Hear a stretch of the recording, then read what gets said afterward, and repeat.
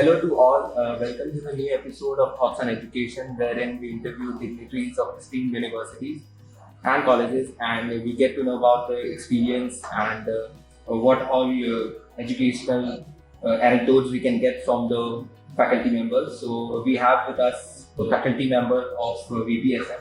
So before starting, sir, could you just give us a brief introduction about your experience in the educational industry? Hello everyone, my name is Manu Prasad. So I've been at VPSM for almost a year now. I'm an assistant professor in the organizational behavior area.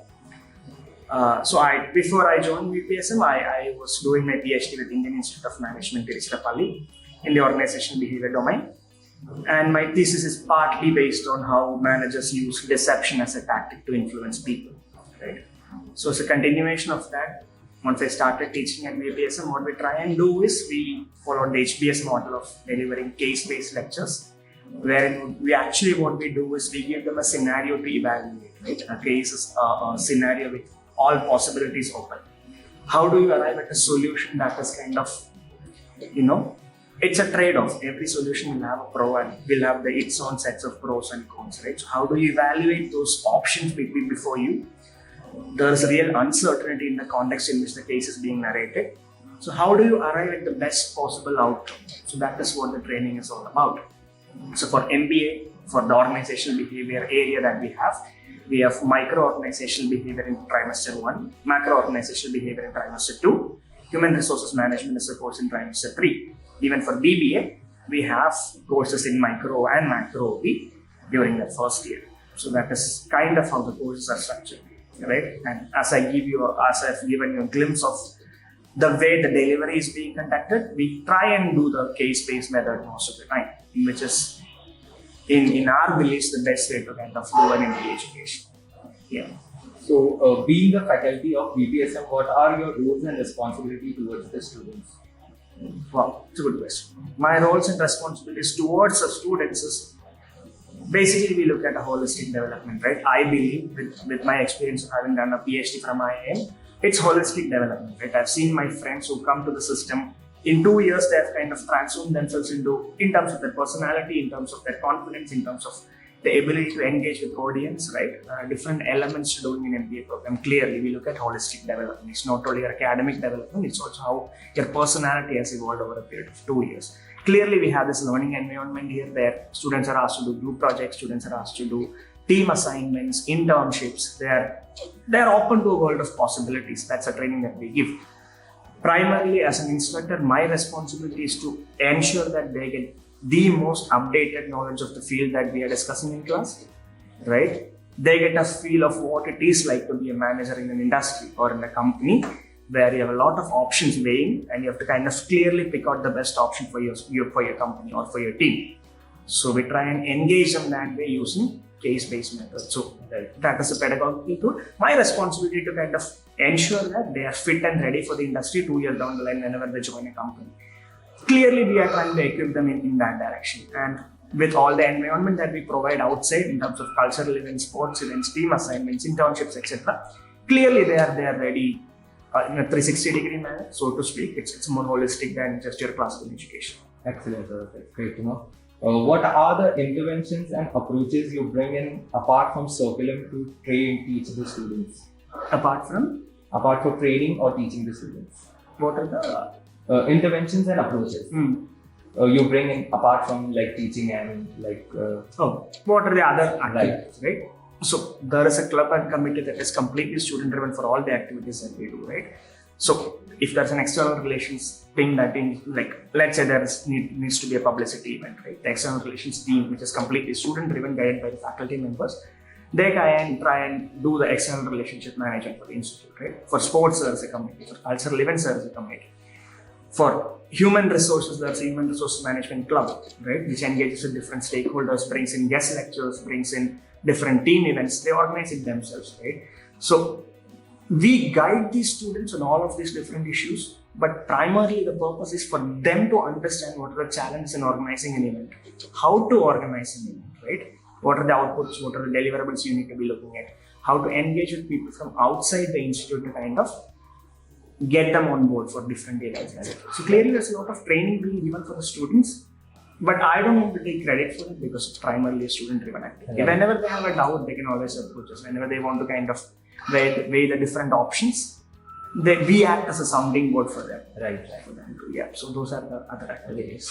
So my next question is, what are some of the biggest challenges you see both for higher education in general or for VPSM like specifically? Those are two different parts, right? Higher education as an industry, if you see in India, what are the challenges? I can see a lot of opportunities primarily because of the demographic dividend that we have, because of the opportunities available for students right now. It's a small world, right? I mean, everything is connected these days. Like, you want to learn something, you can always Google it, you can go to YouTube, you can actually find interesting lectures on anything that you want, right? Your opportunities are priceless. You can do a live internship from a different location altogether. Right. So that way possibilities are getting enhanced. Students need to be aware and ready for these opportunities. We are also trying to kind of tell them that these are the options that are available to them. So clearly there are a lot of opportunities. Challenges, as an industry, not really sure what challenges are. For VPSM, that's the second part of your question. VPSM is a new brand, right? It's a new college, but then we have excellent infrastructure, excellent teaching and non-teaching members on board, right? We have a director who's a visionary, we have a dean who's a visionary, yeah, right? So these are all pros that will clearly guide the institute in a certain direction, right? It will kind of set a long-term path, which is very promising for VPS, right? And that is why we kind of invite students wholeheartedly to this institute, because this will be a great learning experience for them, right? The environment we provide in terms of facilities, the infrastructure, and the teaching and other activities that we provide, right? It's definitely an experience they will carry with them for a long time. That I can promise you. That's great. Okay, so my next question is, what would you like people to know about VPSM they may not know? It depends what they know, right? I mean, clearly we are a new institute, so it comes with its own sets of challenges, right? So when you look at the MBA batch, probably it's a smaller batch. Right? Or in terms of diversity, we have not yet reached those levels that we want to achieve. So those are inherent challenges, but those are inherent challenges of any startup, right? Any startup, any place in the world, you will see those challenges. Definitely. How we are trying to kind of use it to our advantage, because it's a small classroom, I can actually go and talk to students, right? In small teams, in their group, when they sit and discuss a case. Whenever there's a team, I can always go individually and ask them, what do you think? I can trigger thoughts in them by asking some questions, which in a bigger classroom, it might not be possible, right? I can actually get all the different perspectives, ask the teams to evaluate each other's perspectives, right? So there's a lot of learning that happens because it happens in small batches. So clearly that's an advantage. And with lesser number of students, definitely you can get more attention to each of the students. You can give more attention to each of the students, right? So all the professors here, I'm sure with their MBA batches at least, or even with BBA batch, right? We personally know these students in terms of their name, what is their prior experience, what are the preferences that they have in terms of their jobs, etc. Right? So it clearly helps you deliver better in the class when you know the students, right? So that is I believe it's a very fulfilling classroom experience, both for the students and for the teachers. Anything else that you would want to? Okay. Come join VPSM. I'm sure we will have a good time. That's my message. So my last question is, any suggestions you would like to give to the current youth and aspiring students? It's quite heavy. It's a tricky question, right? I don't want to be here giving advice to people, right? They're all smarter than I am probably. But if my life has taught me something, it's always to kind of do what you think is right? Listen to your heart, follow your passion. Even if you have made some decisions that you would have regretted later, it's still a learning opportunity, right? You would have learned from all those mistakes or experiences that you would have done, that you would have gone through. So clearly it adds up to something. Clearly it's a learning curve.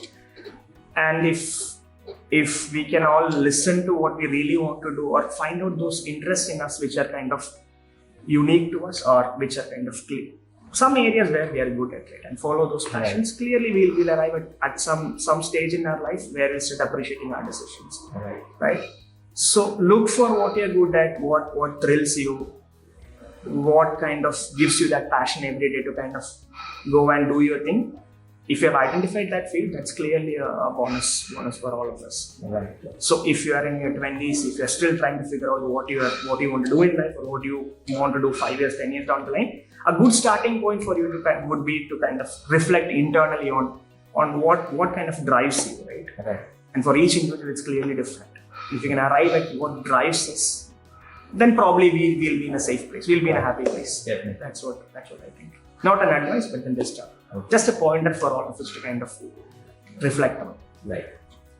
So thank you so much, sir, for giving us your precious time, and I hope your wise words and wise wisdom of words must have motivated most of the MBA aspiring students. So thank you so much. Thank you so much for the opportunity. Thank you.